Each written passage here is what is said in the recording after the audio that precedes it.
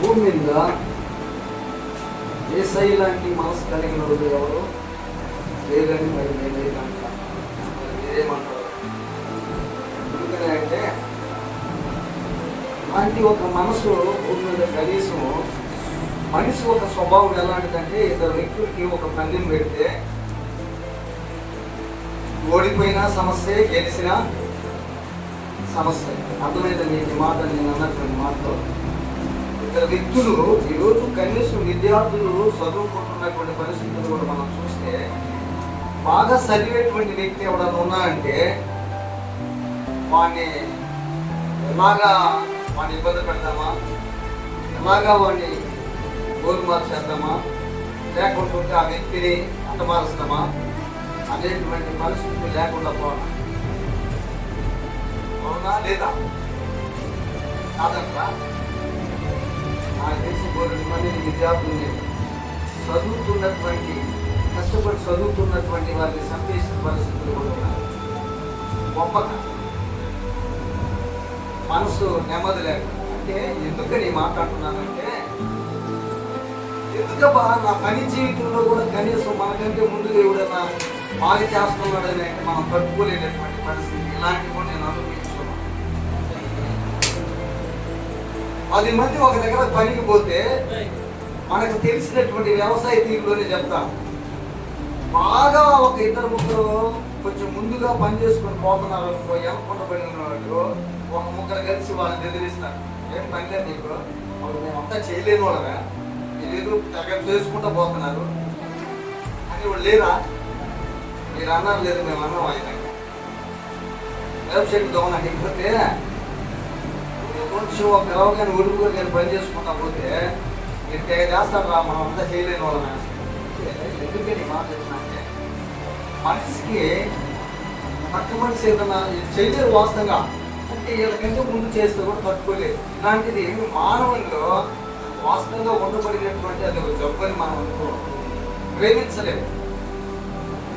మనము ఎవరన్నా కదండి, కనీసం మన ఇంట్లో మన తమ్ముడు కూడా ప్రేమించలేము. మనము మానవులకు ఉండబడినటువంటి స్వభావం అది ఎందుకో కానీ అంటే ఇప్పుడు మనం యేసయ్యను గురించి మనం తలపోసుకుంటే ఆయన ప్రేమామయుడు, ఆయన కరుణామయుడు. ఆయన చెప్పుకుంటా పోతే ఆయన బిరుదులు ఎన్నో.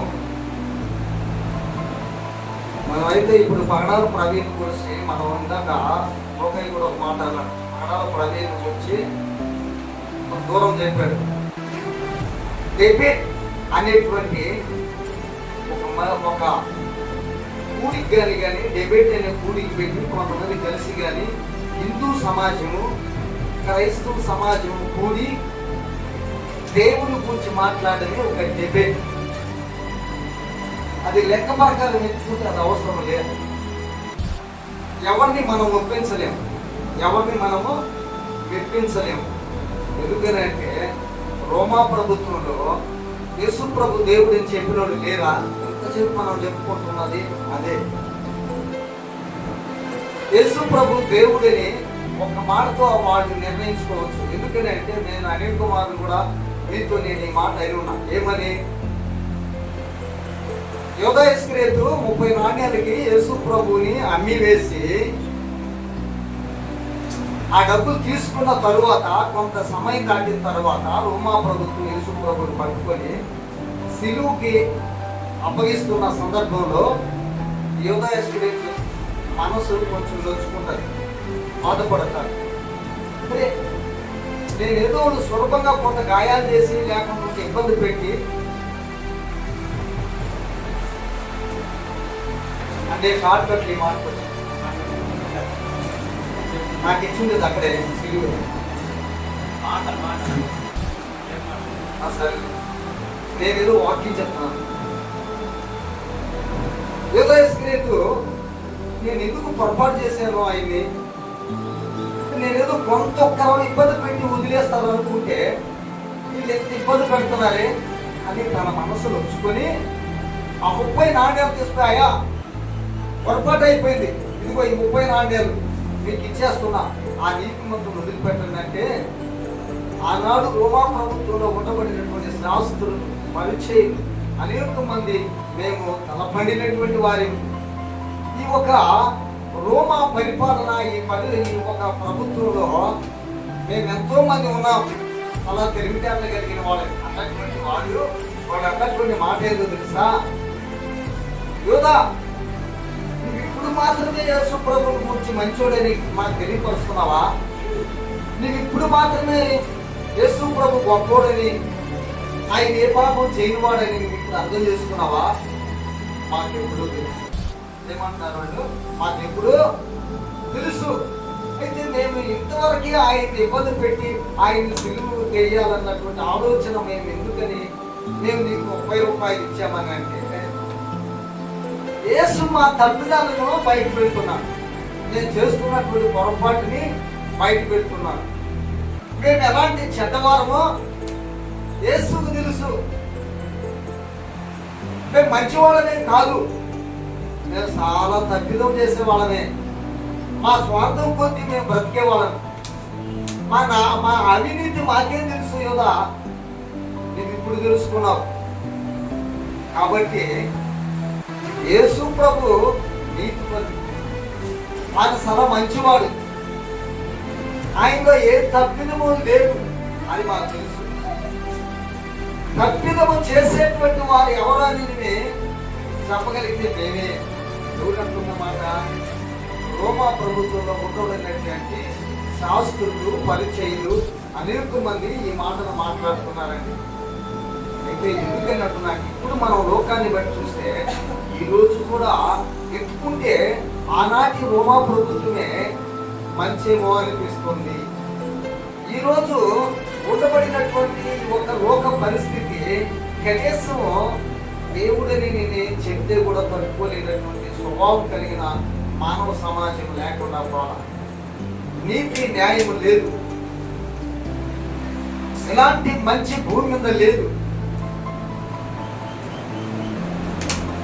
ఆనాడు అవాదము యోధం తోటలో చేసినటువంటి ఒక చిన్న తప్పిదం వల్ల మానవుడు ఎప్పుడో పాపిగా మారిపోయాడండి. మానవుడు జన్మతోనే పాపి. పాపమే మనము ఈరోజు ఏదో కొత్తగా మనం ఎక్కడో పాపం అనుకోబడ్డ పాపం భూమి మీద ఈ రోజు కూడా పాపం మానవుడి పైన ఏరుతూ ఉంది. ఎందుకంటే రోమిలికి రాసినటువంటి 8వ అధ్యాయంలో మనం చూస్తే ఇక్కడ ఉండబడిన మాట ఏంటంటే, చూడండి,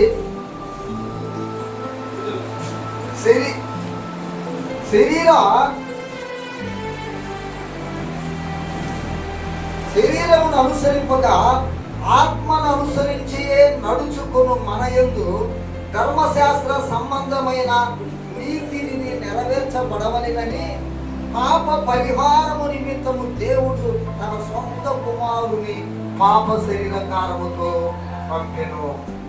యేసు ప్రభు ఈ లోకానికి ఎందుకు రావాల్సి వచ్చిందనంటే, నా పాపం కొరకే ఆయన లోకానికి వచ్చాడు.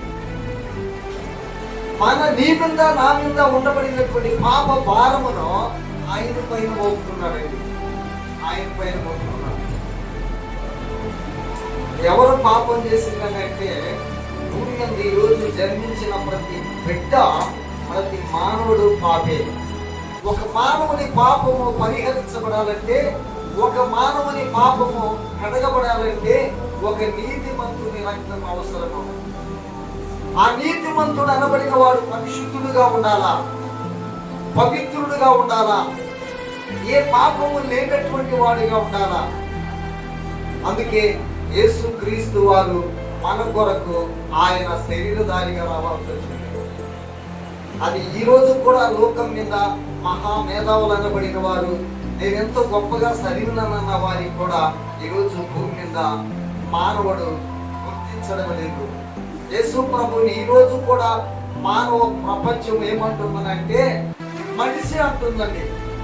దేవుడు అనేది ఎంచడంలే, దేవుడని ఇష్టపడ్డంలే. ఈరోజు ఒకవేళ నీవు నేను ఈ ఒకవేళ ఏ నుంచి మనం గట్టిగా లెక్క పెడితే మనం 10-15 మంది ఉన్నాం. కొన్ని కోట్ల జనం బయట ఉన్నారు.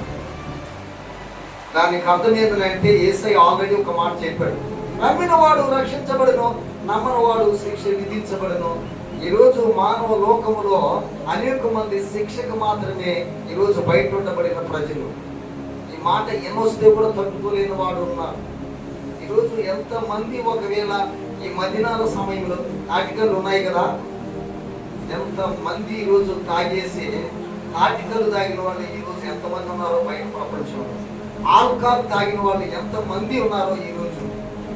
అంటే మనిషి జన్మించి కొంత వయసు వచ్చిన కాడి నుంచి మానవుడు చేస్తున్న పని ఏంటంటే తన జీవితాన్ని చెరుపుకోవడం తప్పితే మంచి మార్గంలో నడుపుకోవడం అనేది చాలా కష్టమైన పరిస్థితి అయిపోయింది. చాలా కష్టమైన పరిస్థితి అయిపోయింది. అందుకని యేసు ప్రభు ఆనాడు రోమా ప్రభుత్వంలో యేసుని సిలువ వేసినప్పుడు యేసుతో కూడా ఇద్దరు వ్యక్తులను కూడా సిలువేశారు. ఒక వ్యక్తిని ఎడమ వైపున, ఒక వ్యక్తిని కుడి వైపున. అయితే కుడి వైపున సిలువేసినటువంటి వ్యక్తి తన జీవితాన్ని బట్టి ఆలోచిస్తూ ఉన్నాడు. అయితే ఎడమ వైపున సిలువేసినటువంటి వ్యక్తి ఆ సిలువను కూడా తప్పించుకుంటే ఏదో సంపాదిస్తాము, ఏదో మన ఇష్ట ప్రకారం బ్రతకతాం అనుకున్నాడేమో. ఆ ఎడమ వైపున సిలువ వేయబడినటువంటి వ్యక్తి అడుగుతున్నాడు, యేసు నీకు ఒక శక్తి ఉండదు కదా, నీకు ఒక పవర్ ఉంది కదా, నువ్వు దేవుడు అంటున్నారు కదా, మరి నీ శక్తితో నీవు తప్పించుకో, నన్ను కూడా తప్పించు. నేను మొట్టమొదట ఏమైతే చేస్తున్నానో భూమి మీద అది మళ్ళీ నేను ప్రారంభిస్తా. మరి నీ ఉద్దేశం ఏమిటో నాకు తెలియదు. ఎవరు అడుగుతున్నటువంటి మాట ఎడమ వైపున సిలువ వేసినటువంటి ఒక దొంగ అడుగుతున్నటువంటి మాట.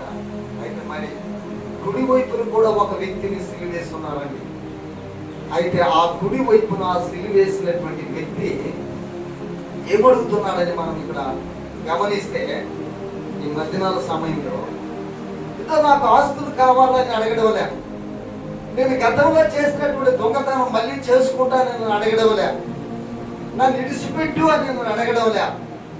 ఏమడుగుతున్నాడని చూస్తే అక్కడ కుడి వైపున ఉన్నటువంటి దొంగ ఏమడుగుతున్నా అంటే, ఇద్దరు దొంగలు అయితే యేసుకి ఎడమ వైపున ఒకరు కుడి వైపున ఒకరు ఉన్నారు. కానీ కుడి వైపున ఉండబడినటువంటి దొంగ, రే నోరు మూయరా, మన ఇద్దరం కలిసి చేసినవరా, నానా చెడు చేశాం, మనం చేసినటువంటివి మంచి కార్యాలు ఏం చేయలా, మనం చేసినటువంటివి ఇంతవరకు ఈ సిలువ ఎక్కేదాకా మన జీవితం మన ఇష్ట ప్రకారం నడుపుకున్నామే, మన ఇష్ట ప్రకారం ప్రవర్తించామే. ఏ రోజన్నా మన జీవితంలో మంచి చేసామా? ఏ రోజన్నా మనం మంచిని పంచామా? బైబిల్ నీకు ఎవర్రా? ఆయన సృష్టికర్త. ఆయన ఏ రోజు ఆయన అన్యాయం చేయలేదే. ఆయన ఏ రోజు ఆయన ఎప్పుడు కూడా ఆయన నడవడికినే ఆయన మితిమీరలేదే. ఆయన అంటే నీకు భయం లేదా అని చెప్పని ఎడమ వైపున ఉన్న దొంగను ఎదిరించి, అయ్యా యేసు, నీకంటూ ఒక రాజ్యం ఉన్నది, నీకంటూ ఒక రాజ్యం ఉన్నది. నాకు ఇదిగో ఈ జీవితాన్ని గురించి నేను ఆలోచించాల్సిన అవసరం అయితే నాకు లేదు. నేను చేసినటువంటి అనేకమైనటువంటి చెడ్డ కార్యాలు ఉన్నాయి. నేను మంచివాడిని ఎంత మాత్రం కాము యేసయ్యా. నా ప్రవర్తన చాలా చెడ్డది. నేను చేసినటువంటి కార్యాలు చాలా పనికిమాలిన కార్యాలు చేస్తున్నా. నేను దొంగను, నేను అనేక మందికి చెడు చేసిన వాడను, అనేక మందిని నాశనం చేసిన వాడను, అనేక మంది సొత్తు కొల్లగొట్టిన వాడను, అనేక మందిని నష్టపరిచిన వాడను. ప్రభువా, నాకు ఈ జీవితం నీకు అవసరమలే. ఇదిగో నీ రాజ్యం అంటూ ఉంది కదా, నీ రాజ్యములో నాకు స్థలం ఇవ్వగలవా ప్రభువా? నీ రాజ్యములో నీవు పోయిన తరువాత నన్ను జ్ఞాపకం చేసుకోగలవా? అంతే నాకు చాలు. ఈ జీవితం నాకు అవసరములే. ఈ ఇది ఇక్కడ కాడికి నేను చేసినటువంటి కార్యానికి నాకు తగిపోయినటువంటి పరిస్థితి అని ఆ దొంగ అడుగుతున్నటువంటి మాట, నీ రాజ్యములో ప్రభువా నన్ను జ్ఞాపకం చేసుకో అంటే యేసయ్య ఇంతవరకు మాట్లాడలేదంటాడు. మౌనంగా ఉన్నాడు. సృష్టికర్త అయినటువంటి దేవుడు ఈ ఎడవైపున దొంగ మాట్లాడిన మాటలు వింటున్నాడు, ఈ కుడి వైపున మాట్లాడిన దొంగ మాటలు వింటున్నాడు. వీళ్ళిద్దరు మాటల్ని విన్నటువంటి సృష్టికర్త అయినటువంటి నజరేయుడైనటువంటి యేసుక్రీస్తు ఈ కుడి పక్కన దొంగ మాటలు మొత్తం విన్న తరువాత మాట్లాడుతున్నటువంటి మాట ఏం మాట్లాడుతున్నాడని మదినాల సమయంలో మనం గమనిస్తే, నేడే నీవు పరదేశంలో నాతో కూడా ఉండుగాక. అభయం ఇచ్చినటువంటి వాడు మానవుడు కాదు. అభయం ఇచ్చినటువంటి వాడు మాట ఇచ్చి తప్పిపోయేటువంటి వాడు కాదు. ఆయన మాట ఇచ్చి తీసుకునేవాడు కాదు. ఆయన మాట ఇస్తే అది నమ్మదగిన మాటగా ఉంటుంది. ఆయన మాట ఇస్తే అది చాలా శ్రేష్టమైనదిగా ఉంటుంది. ఆయన మాట ఇచ్చి రిటర్న్ తీసుకునేవాడు కాదండి. ఈరోజు నీవు నేను ఆయన సన్నిధిలో ఉన్నామని అంటే వీళ్ళందరికీ ఈ జీవితం లేదండి. దయచేసి నేను అంటాను, ఒకవేళ నేను ఎక్కడో ఒక దగ్గర నేను ఏదైనా ఏ చర్చిలో ఏడో ఒక దగ్గర ఏదో కాకపోయినా నేను ఉంటాను, కానీ మన్ను కూర్చి మధ్యాహ్నాల సమయంలో కాదు నేను రాకపోతే కొన్ని సమయాల్లో మన్ను కూర్చి నేను తలపోసుకోబడేది. కానీ నేను అంటున్నాను, దయచేసి నా రెండు చేతులు నమస్కరించి మీకు మనవి చేయడం ఏమనగా, ఏ వారం కూడా నమ్మినవాడు రక్షించబడును, నమ్మనవాడు శిక్ష విధించబడును. ఈ మాట ఎంత మాత్రం కూడా నేను ఒకవేళ మీ ముందు మాట్లాడుతుంటే ఇది నా మాటగా తీసుకోవద్దండి. ఇది సృష్టికర్త అయినటువంటి దేవుడు మాట్లాడినటువంటి మాట. మీరు నమ్మి రక్షించబడతారా, నమ్మక శిక్షించబడతారా? మీరే ఒక మాట అనండి. నేను అంటున్నాను, నమ్మారు అన్నవారైతే ప్రతి వారము ఈ మందిరము మీదిగా ఎంచుకోమని మనం చేసుకున్నాం. ఈ మందిరములో మీరు ఉండడము మీకు శ్రేష్టమని నేను అంటున్నా. నేను ఎక్కడో దగ్గర ఉంటున్నాము అని అంటే దానికి నేనేం అనలేను, కానీ మేము ఇంట్లో ఉన్నామని అంటే మాస్టర్ అది మంచిది కాదని మాత్రమే నేను చెప్పగలను. ఎందుకని అంటే వాక్యం నువ్వు ఎరుగున్నావని అంటే, యేసయ్య నాకు తెలుసు అని అంటే, బాప్తిస్మం తీసుకున్న వాళ్ళు ఎంతమంది మీ చేతులు పైకెత్తండి. అందరూ తీసుకున్నారు. అందుకని నేను అనబడినటువంటి మాట ఏంటంటే, ప్రతి ఒక్కరూ రక్షించబడ్డారు అంటున్నారు. మరి ఆ రక్షణకు ఉండాల్సినటువంటి నడవడికి ఏంటని నేను అంటాను. రక్షించబడ్డారు ప్రతి ఒక్కరూ. బాప్తిస్మం అంటే ఏంటంటే రెండో జన్మ. ఆ జన్మ అనేది ఎలాగంటే, నేను వాక్యం చూపించడానికి టైం లేదు, కానీ మీరు చూడదలిస్తే యోహాను సువార్త 3వ అధ్యాయంలో అక్కడ నికోదేము అని ఒక వ్యక్తి ఉంటాడు. ఆ అధ్యాయం చదవండి, అక్కడ నీకు పూర్తిగా అర్థమవుతుంది. ఎందుకని అంటే నికోదేము కూడా యేసు ప్రభువుని అడిగితే ఆయన మాట చెప్తాడు అక్కడ, నా సమయం లేదు అంటే. ఎందుకని అంటే మనము బాప్తిస్మం అనేది రెండో జన్మ. ఆ రెండో జన్మలో మనం పాల్గొంటున్నాము అనే దానికి నడవడిక ఏంటంటే మీరు క్రమంగా జీవించడమే, దేవుని సన్నిధికి మీరు క్రమంగా రావడమే. అనుదినము క్రమంగా మనం దేవుని సన్నిధికి వచ్చినప్పుడు నువ్వు తీసుకున్న బాప్తిస్మానికి దానికి ఒక అర్థం ఉంటుంది. నేను ఎప్పుడో నెల కోసం వస్తా, లేకుంటుంటే నా ఇష్టం వచ్చినప్పుడు వస్తా, లేకుంటుంటే నేను రాను అని అంటే దాన్ని నేను ఎవరేం అనలేరు, కానీ దాని వల్ల నీకు ఉపయోగం లేదు. ఎందుకనంటే నమ్మి రక్షించబడిన వాడు ఆయనతో మనం కొనసాగాలనేది వాక్యం చెప్తుంది. ఆయనతో మనం స్నేహించాలనేది వాక్యం చెప్తుంది. దేవుడు కూడా అప్పుడు మనలా ఇష్టపడతాడు. ఎందుకనంటే బాప్తిస్మం తీసుకొని వాక్యం ఎరిగి మనము నిర్లక్ష్యంగాను అలక్ష్యంగాను దేవునికి దూరంగా ఉంటే అది మన ఆత్మీయ జీవితానికి ఎంత మాత్రం కూడా అది మేలు కాదని మాత్రమే నేను సెలవిస్తున్నాను.